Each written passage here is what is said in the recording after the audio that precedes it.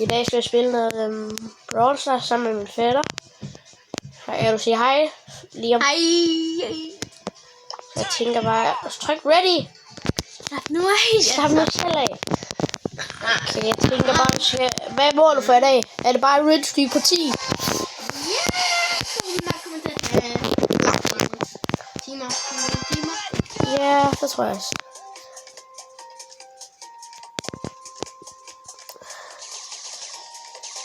Hvad laver vi på? Og en af dem går ind i. Jeg ved det, men jeg kan ikke lige komme over til.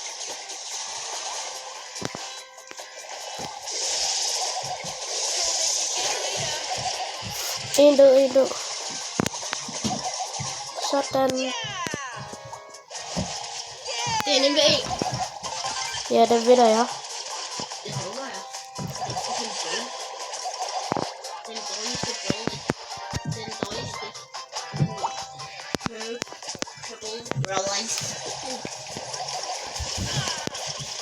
Nej, jeg er død. Hvorfor har vi taget så god med Bo?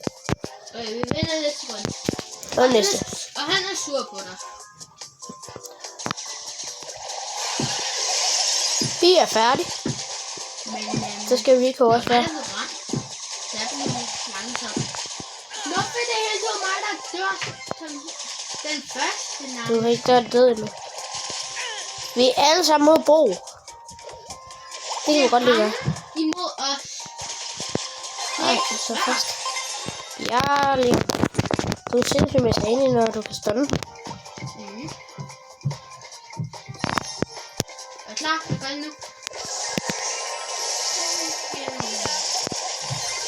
Og Liam. Ja, der er Bo er næsten død. Bo er næsten død. Nu er der helt igen. Sådan. Det er der mod Bo igen.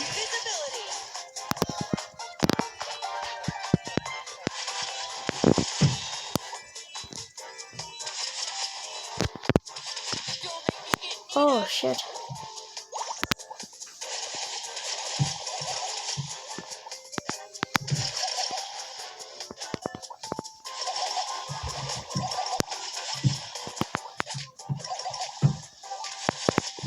Jeg skal bare have mit super.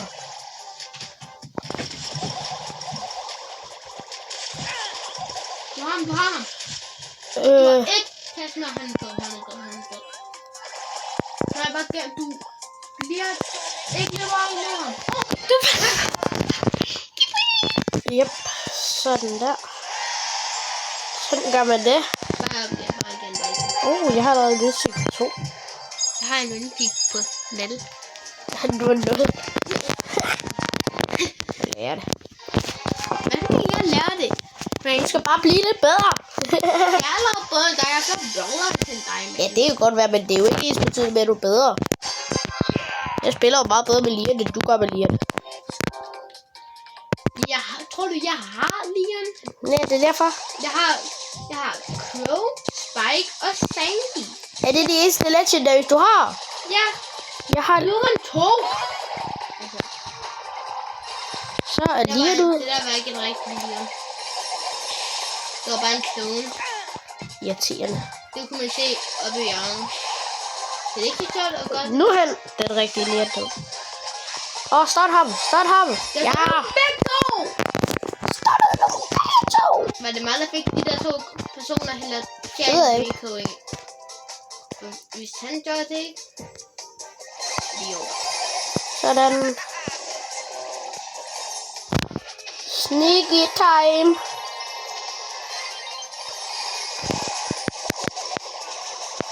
Igen, for ham. Gutter. Ja, vi vinder.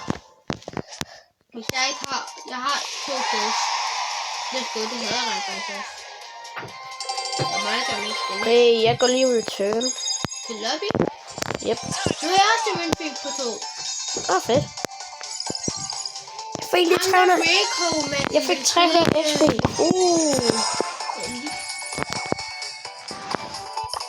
Ready. Hvilken gadget tror du vil være bedst? Den til Leon. Kan man lave en klon af sig selv, eller lave gøre sig usynlig? Jeg tror, det er usynligt. Nej, usynlig er hvis at du vil op i hovedet og have meget liv. Men hvis du sådan er low, sådan er... Men klonen, det er jo bare en klon. Den kan ikke gøre noget som helst. Nå jo, den kan ikke gøre damage. Ikke tage klonen. Yep, det er det. Men alligevel. Kom nu, Frank. Ready. Men nej! Bare sæt de på. Jeg vil have 1000 coins. Hvornår får jeg det? 2, 3, 4. Okay. Jeg får dem 4. Hvilket level er du i? Jeg er level 26. 21. Tror jeg er ready.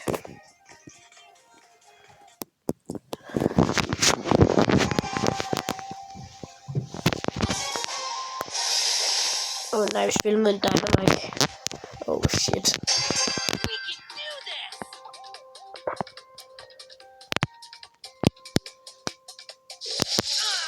Der var en, der opdagede mig som noget af det første. Okay. Jeg dræbte Bee, og hun dræbte mig. Nu er det kun Edgar, som er dårlig. Edgar er en Jeg er ikke så god. Jeg er den nødvendig. Nu var jeg så også god på et tidspunkt. Det er bare sådan, okay, pas på.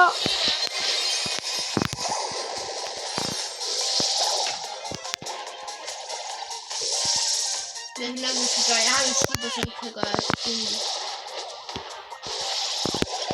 Jeg fik den.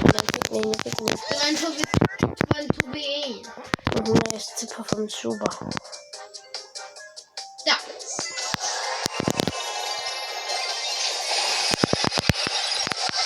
Jeg får den så langt. Og Bee er en dårlig bro. En dårlig bro. Jeg laver sneaky time. Ja. Den er ikke der.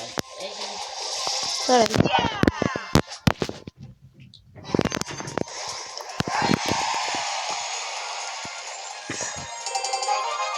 Jeg er til 15.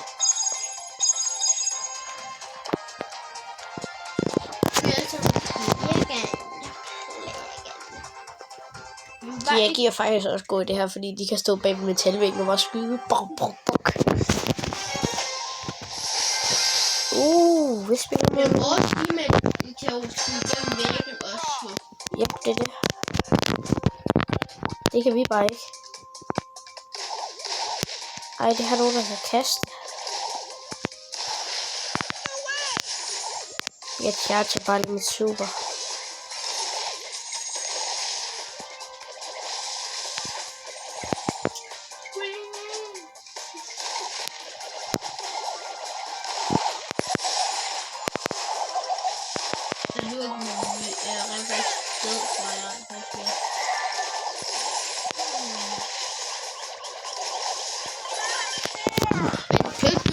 Den kunne gøre dig usynlig. Nej, ikke nu. Jeg skal bare bygge min, for jeg har ikke noget coins. Jeg lader slet ikke tage noget på den.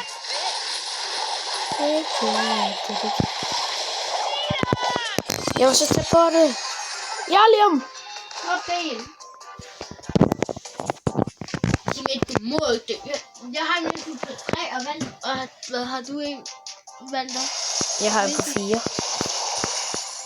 Ja, du dør nu. Ja, du dør nu. Okay, skal vi ikke bare spille noget duo showdown?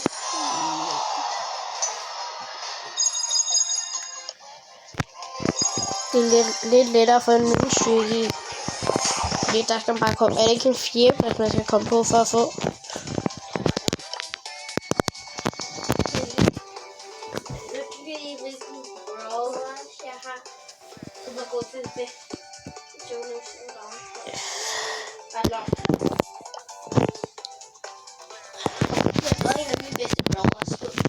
Ja.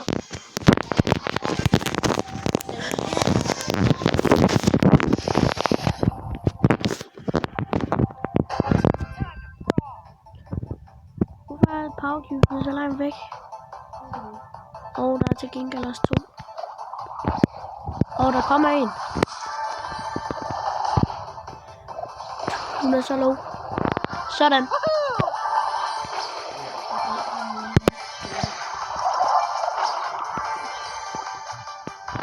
Hvem på mig?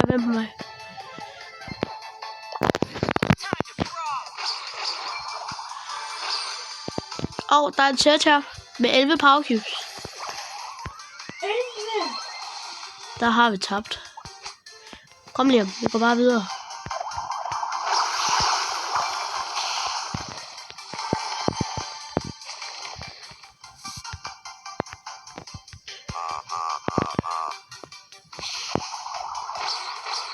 Pas på, bare løb.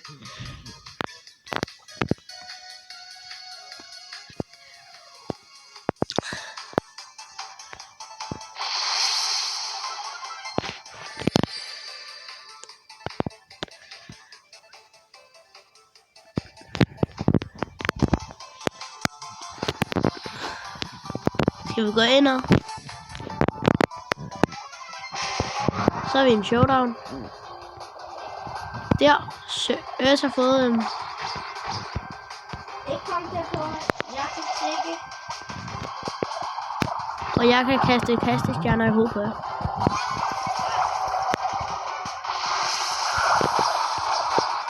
Kom så.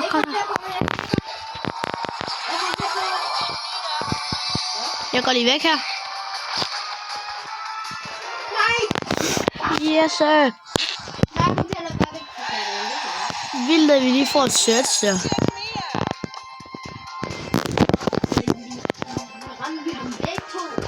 Ja, vi får begge to. Og så tager jeg lige hans power cube, så går jeg med slutligt. Men du kan godt give timer charge, ikke? Det du gør 7, så du imens du skyder. Jep, det ved jeg. Men man kan se ens hypercharge. Ja, man kan jo se, hvor man går, fordi man bruger hypercharge. Det er jo ikke godt.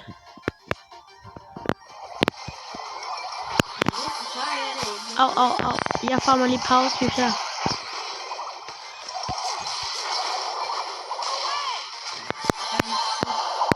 Lad mig komme væk. Der er 2 timer, og en tick og en kid.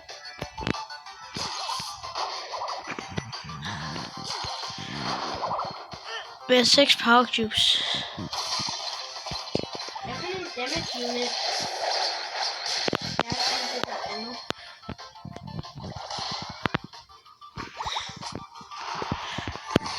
Altså, hvis vi kunne dræbe Church med 4 power cubes, det er også 5. Det var 5.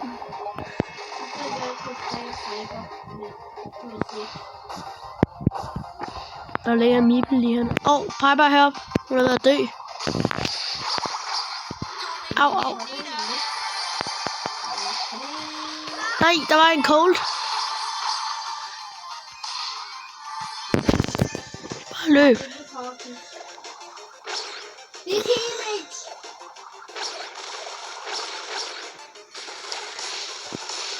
Jeg er i live.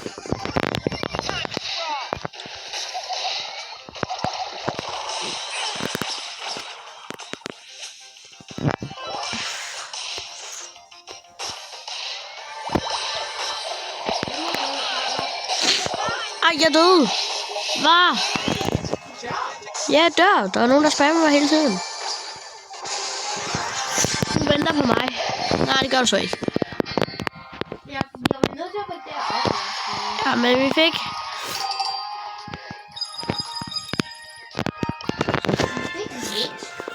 Vi fik en windstreak. På 2. Ja, og vi skal op på 10. Lang vej. Kun op. Det er stadigvæk en lang vej. Ja, okay.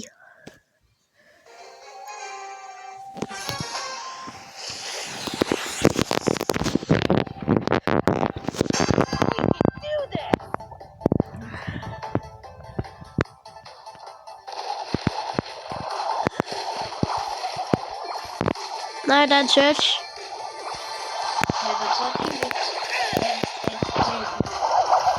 Men søger til en OP-brawler. Jeg er færdig! Men vi mister ikke vores svømmesyg, fordi vi kommer på 5 år. Jo. Oh shit.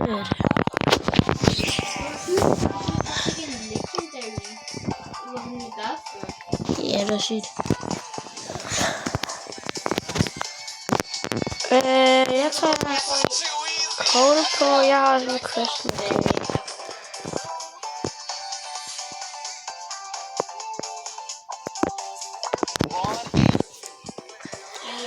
Jeg får lige en røver.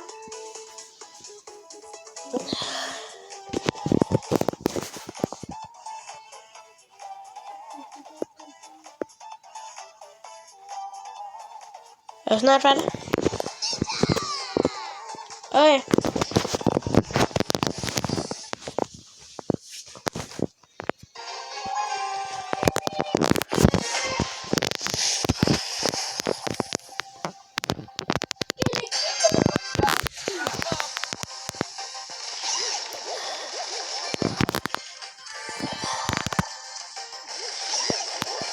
Så jeg bare vil farve med power cubes.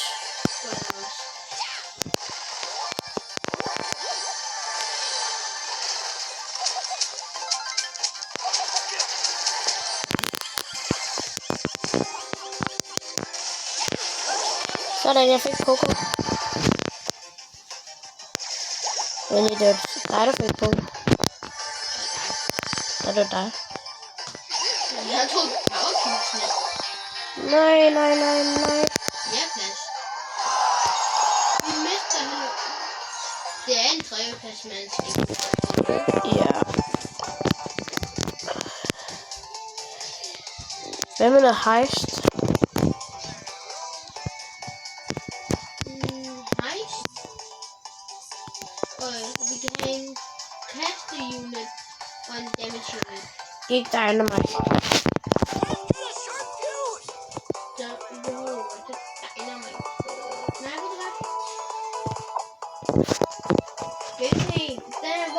Der er range, og der var også... Ja, der er range. Den er god. Har du købt dem begge? Nej, jeg har købt den ene og fået den anden, og jeg derfor.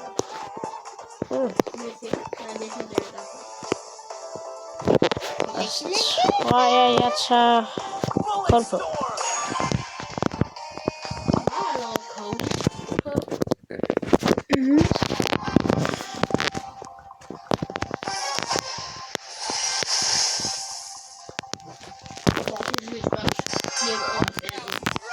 Ja, det kan du. Og så er der endnu vand.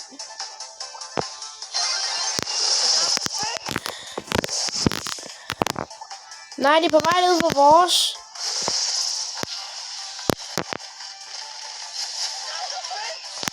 Men de kan jo ikke skade vores, hvis de allerede er døde. Jamen, de er ikke døde. Dræb dem! Jeg prøver ligesom. Sådan. Jeg har vundet. Men de fik også skadet vores meget.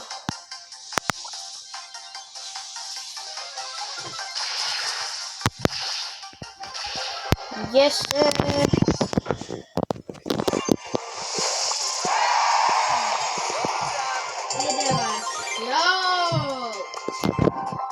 Og jeg får 1000 for nu XP, hvis vi egentlig rundt og vinder. Og hvis vi vinder. What the fuck? Ja, jeg har ikke klaret min 1000 challenge endnu. Nej, jeg får... Vi skal bare vinde 3 gange mere, så får jeg 500. 500 er ikke lidt. Ligesom alle de andre også 500.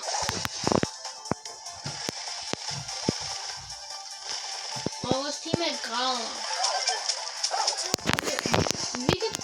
Jeg prøver, vi kan carry den der til vinde.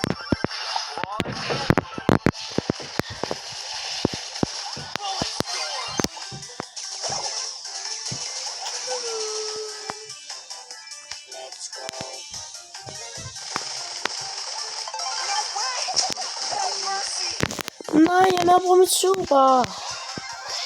Væk. Nej, det gør jeg ikke. Det skulle jeg gøre mest af, hvis nu kan vi bare prøve at få dem væk fra vores sted, fordi så kan vi vinde til timeren. Nej, det gør jeg ikke.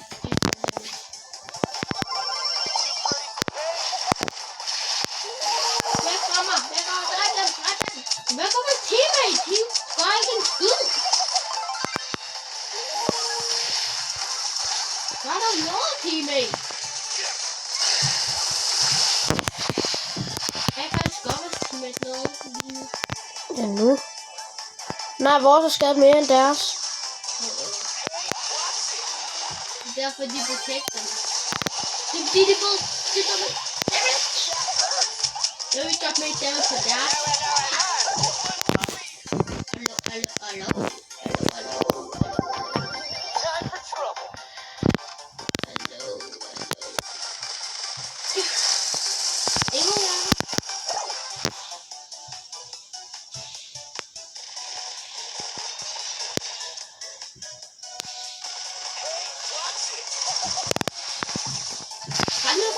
Den har 11 HP, der skulle jeg bare ham spejlen stående bak mig.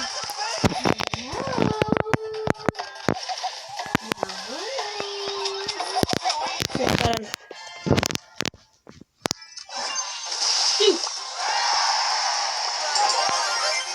Jeg skal bare vente et game til. Den har du en menneskelig parti.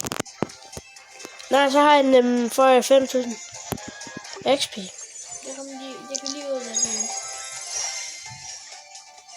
Epic. Hun har power cubes.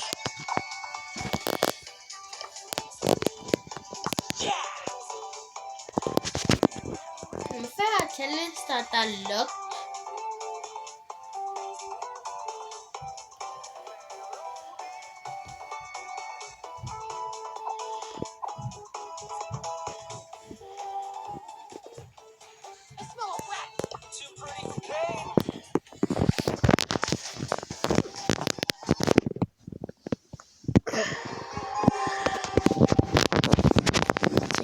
Så der game er det så slut.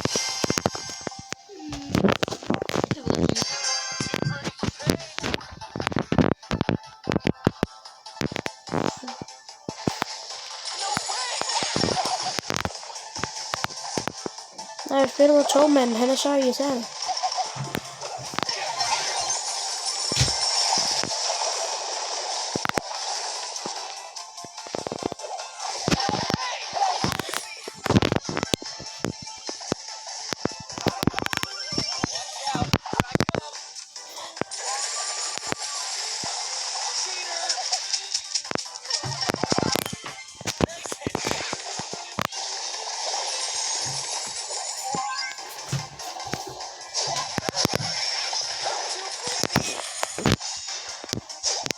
Jeg tror ikke, vi vinder.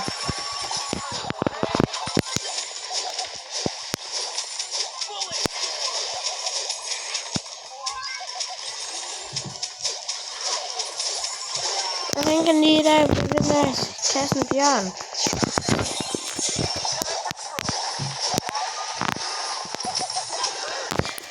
Nej.